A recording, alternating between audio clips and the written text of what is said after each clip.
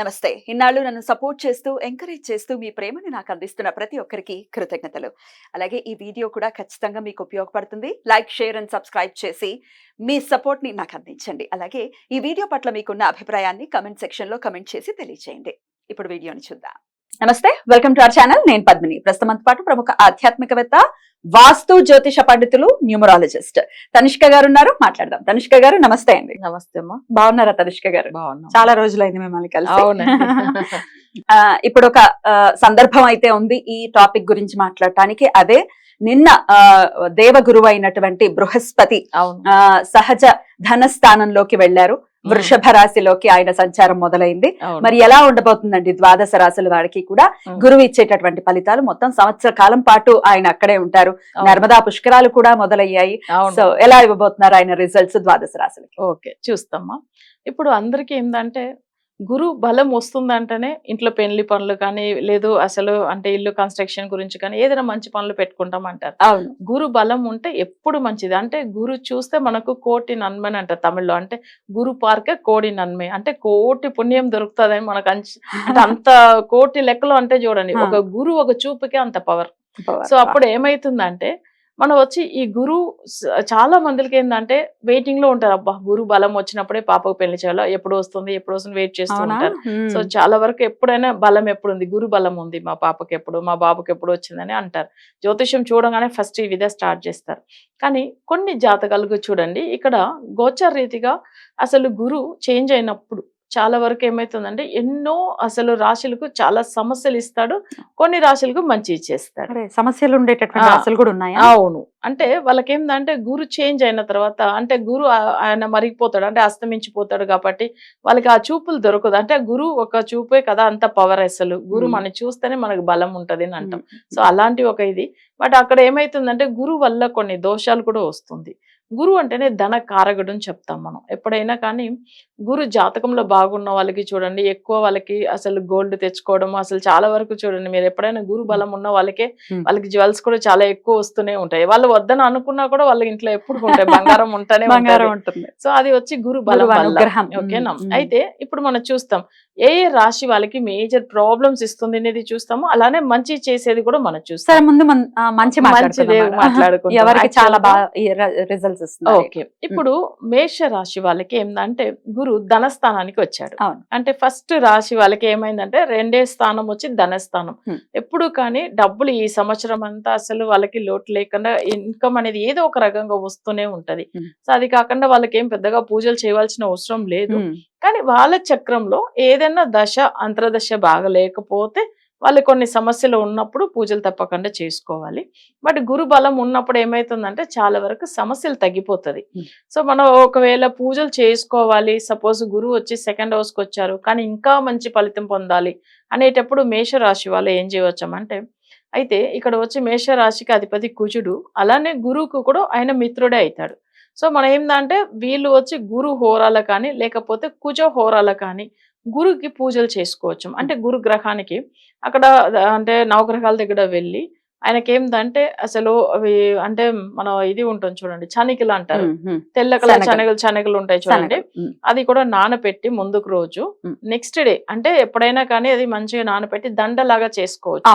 అసలు దండలాగా చేసి అక్కడ వెళ్ళి గురు గ్రహానికి మెడలో వేసేసి తర్వాత గురికి అర్చన చేసేసుకొని తర్వాత గాయత్రి మంత్రం, గురు గాయత్రి మంత్రం చదువుకొని ఒక 12 ప్రదక్షిణం చేసుకుని రావచ్చు. సో ఇది వచ్చి ఎప్పుడు వాళ్ళు చేసుకోవచ్చు, మంగళవారం కానీ లేదు గురువారం కానీ చేయవచ్చము. కానీ గురు హోరాలో చేస్తే మంచిది అన్నమాట. గురువారం గురు హోర సూర్యోదయం నుంచి ప్రారంభం అవుతుంది కాబట్టి చక్కగా సూర్యోదయం టైంకి మళ్ళీ మంచిగా ఉంటుంది. నెక్స్ట్ వచ్చి మనం చూడాల్సింది మంచిగా ఉన్న రాశి. అవును. నెక్స్ట్ వచ్చి ఇక్కడ వచ్చి కర్కాటక రాశి వస్తుంది. వాళ్ళకి బాగుంది. వాళ్ళకి ఏంటంటే 11వ స్థానంలో వచ్చేసాడు కాబట్టి లాభస్థానం. సో అది కూడా చాలా చాలా మంచి జరుగుతుంది వాళ్ళకి. ఇంత ముందుగా అష్టమ శని ఒక వల్ల బాధపడుతూ ఉంటారు. అయితే ఇప్పుడు ఏమైతుందంటే గురు బలం, గురు 11లో వచ్చినప్పుడు ఏమైతుందంటే కొంచెం ఆ ఒక అష్టమ శని దోషం కూడా తగ్గుతుంది. సో అవి కాకుండా ఏమైతుందంటే వాళ్ళకి వచ్చి ఇక్కడ లాభం అంటే ఏది చేసినా కానీ ఆ పనులు కలిసి వస్తుంది. సో నెక్స్ట్ ఆరోగ్య విషయంది బాగుంటుంది. వాళ్ళు బిజినెస్ లో కూడా చూసారంటే వాళ్ళకు ప్రతిదీ పెట్టిన ఇన్వెస్ట్మెంట్ అంతా మంచి ప్రాఫిట్ గా వస్తుంది. సో అట్లా బాగుంటుంది. నెక్స్ట్ ఎవరైనా గొడవలు అయ్యి వాళ్ళ రిలేటివ్స్ చాలా వరకు ఏదైనా ప్రాబ్లమ్స్ అంత ముందుగా ఫేస్ చేసి ఉంటే వాళ్ళందరూ కూడా మళ్ళీ తిరిగి వచ్చి మాట్లాడతారు, కలుస్తారు. సో అలా ఉంటుంది. నెక్స్ట్ వచ్చి పెద్దగా అంటే ఒక జాబ్ లో కూడా చూసామంటే కర్కాటక రాశికి 9th లాడు కూడా సేమ్ ఇదే గురి అవుతాడు. బట్ ప్రమోషన్స్ కూడా వస్తది ఈ సమస్య అంటే ఈ ఒక సంవత్సరంలో. నెక్స్ట్ ఇవన్నీ ఇంత ముందుగా జాబ్ లో ఏదైనా సమస్య ఉన్న వాళ్ళకి ఆ సమస్య తొలగిపోతుంది. సో ఇవంతా ఏంటంటే 6వ స్థానము గురు, 9వ స్థానం కూడా గురు, బట్ ఆయన 11లో వచ్చాడు కదా. సో అలా ఉన్నప్పుడు రుణ రోగం అంటే రుణము అసలు రోగం ఇదంతా కూడా క్లియర్ అయిపోతుంది. So next 9th house job luck గురించి, సో దాంట్లో జాబ్ లో ఉన్న ఇష్యూస్ అని క్లియర్ అయిపోతుంది. అది కూడా అంతే మంచిగా అయిపోతుంది కదా. సో వాళ్ళకి కర్కాటక రాశి వాళ్ళకి చాలా మాక్సిమం అవి బాగుంది. 11లో ఉన్న గురు ఎప్పుడు మంచి చేస్తాడు. అయితే కొంతమందికి ఒక డౌట్ రావచ్చు, వృషభ రాశిలో ఉన్నాడు కదా గురు అంటే కంపల్సరీ మంచి 11వ స్థానం అంటే మంచిదే చేస్తాడు. సో అది ఏంటంటే కర్కాటక వాళ్ళ రాశి వాళ్ళకి 11 గురు మంచిది, ఎప్పుడు లాభమే ఉంటుంది అని మనం చెప్పుకోవచ్చు. సో నెక్స్ట్ కన్యా రాశి వాళ్ళకి బాగుంది. ఎందుకంటే వాళ్ళకి ఈ సంవత్సరం ప్రాపర్టీ ఏమన్నా కొనడం కానీ, తర్వాత ఏంటంటే అసలు మ్యారేజ్ విషయం గురించి కానీ, నెక్స్ట్ పార్ట్నర్షిప్ లో ఏదైనా బిజినెస్ చేసినా కానీ, సో అవి కాకుండా జన వశ్యం అంటే జనుల దగ్గర వశీకరణం వచ్చేది, ఇవంతా కూడా ఈ సంవత్సరము వాళ్ళకి చాలా మంచి ఫలితం ఇస్తుంది. ఏంటంటే 9లో గురువు వస్తాడు. ఇంకోటి 9లో గురువు వచ్చినప్పుడు ఏమైతుందంటే దాంట్లో తమిళ్లో ఒక పాట ఉంటది, ఓడిపోనవనుకు వన్బదిల్ గురువు అంటే అబ్రాడ్ వెళ్లేదానికి ప్లాన్ చేస్తున్నారు చాలా మంది కన్యా రాశిలో ఉన్నారు అనుకోండి.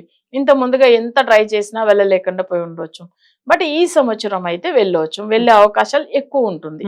సో 9th లో ఉన్న గురు ఎప్పుడైనా అబ్రాడ్ లో వెళ్ళి మంచిగా ఎర్న్ చేసే టైం 9th లో గురు వచ్చినప్పుడు. సో అట్లా వెళ్ళేదానికి ప్లాన్ చేసుకోవచ్చు. వాళ్ళకి చాలా వరకు బాగుంటది, మంచి లగ్జరీ లైఫ్ ఉంటుంది. ఎందుకంటే వాళ్ళు ప్రాపర్టీ కొనడానికి, ఇల్లు ఏదైనా కన్స్ట్రక్షన్ చేసుకోవడానికి అదంతా కూడా ఇప్పుడు మంచి టైం అన్నమాట. సో వాళ్ళ కన్యా రాశి వాళ్ళకి. తర్వాత ఇంకొక విషయం చెప్పాలి, తులారాశి వాళ్ళకి మనం చూడాలి. తులారాశి వాళ్ళకి జనరల్ గా ఏంటంటే 8లో గురువు, అష్టమ గురువు. కానీ ఒక విషయం ఏంటంటే 50% తులారాశి వాళ్ళకి మంచిది కూడా చేస్తారు. సో అది ఎందుకు అనేది ఒక విషయం చూస్తాము. వాళ్ళకి తులారాశి వాళ్ళకి 3rd 6th లాడు గురువు అవుతారు. అప్పుడు అస్తమాధిపతి అంటే వాళ్ళకి జాతకంలో 6th అంటే శత్రుస్థానం, అది అస్తమించిపోతుంది. 3rd హౌస్ కూడా వాళ్ళకి మంచిది కాదు తులా లగ్నానికి, బట్ ఆయన అస్తమించడం వల్ల మంచి జరుగుతుంది.